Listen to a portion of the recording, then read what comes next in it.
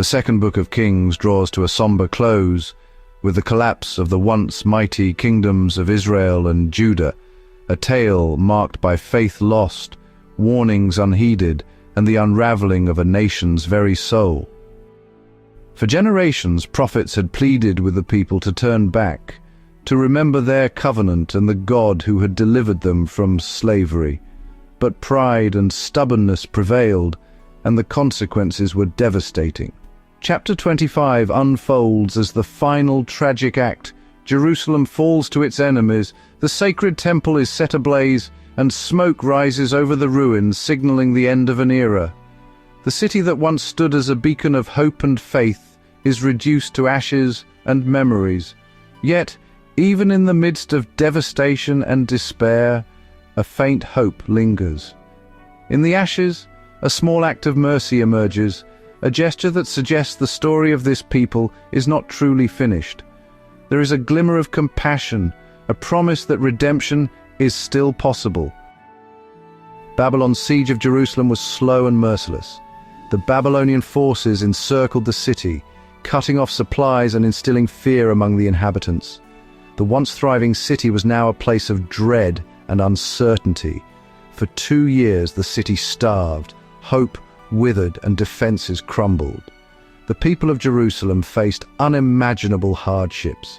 The city's once strong walls began to show signs of wear and tear, symbolizing the weakening spirit of its defenders.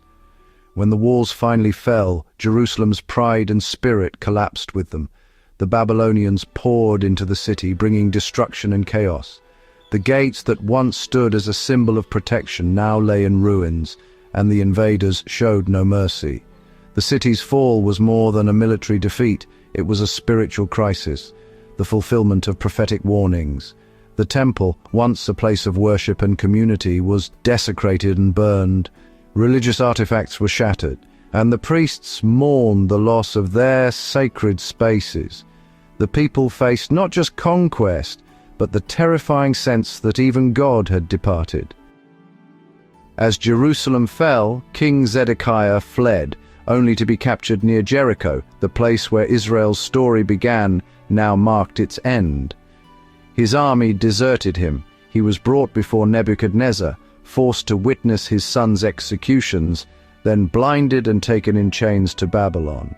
Zedekiah's fate mirrored his nation's, blind to warning, stripped of hope, led into exile. His downfall was a symbol, a king's ruin reflecting the collapse of his people. The tragedy of Zedekiah is the tragedy of Judah itself. A month later, Babylon's captain Nebuzaradan arrived to finish the destruction. The temple, Judah's spiritual heart, was burned, its treasures looted, its sacred objects reduced to spoils. The king's palace and every great house were set ablaze. Jerusalem's walls were torn down, leaving the city defenseless and desolate. The destruction was total, faith, power, and hope reduced to rubble. For the survivors, it was as if God himself had departed. Jerusalem was left a ruin, its people scattered, its story seemingly ended. In 586 BC, the Babylonians swept through Jerusalem, conquering the city and shattering the heart of Judah. They exiled the leaders, priests, and skilled people, those who shaped the nation's identity and spirit. Families were torn apart, and the streets echoed with the footsteps of those forced to march into a foreign land, their future uncertain and their past in ruins. Only the poorest were left behind, tasked with tending the land and surviving amidst the devastation. These humble farmers struggled to eke out a living, their lives marked by hardship and loss, as the land itself seemed to mourn the absence of its people. Judah's leaders were executed, its elders and nobles cut down. The nation was decapitated and its people scattered, leaving behind a city in ruins and a people without direction or hope. The destruction was total, and the pain of loss ran deep. Yet the story takes a surprising turn. Decades later, in the heart of Babylon, King Jehoiachin, once a captive, now a symbol of lost hope, is unexpectedly released from prison. A new Babylonian king shows him favor, inviting him to dine at the royal table, and restoring a measure of dignity to the fallen house of David. This small act of grace, a Davidic king shown kindness in a foreign court, plants a fragile but enduring seed of hope. It whispers that even in the darkest times, mercy can be found, and the story is not yet finished. In the aftermath of Jerusalem's fall, as exiles mourned their shattered homeland, a quiet miracle unfolded, one that would echo through centuries. The royal line of David, nearly extinguished by conquest and captivity, endured against all odds. Though kingship was lost and the throne stood empty, the bloodline continued, preserved through the generations of exiles in Babylon and beyond. This was more than the survival of a family, it was the preservation of a promise.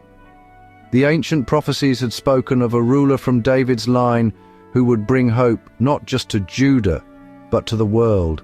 Despite hardship, displacement, and despair, the lineage remained unbroken, carefully recorded and cherished by those who remembered God's covenant.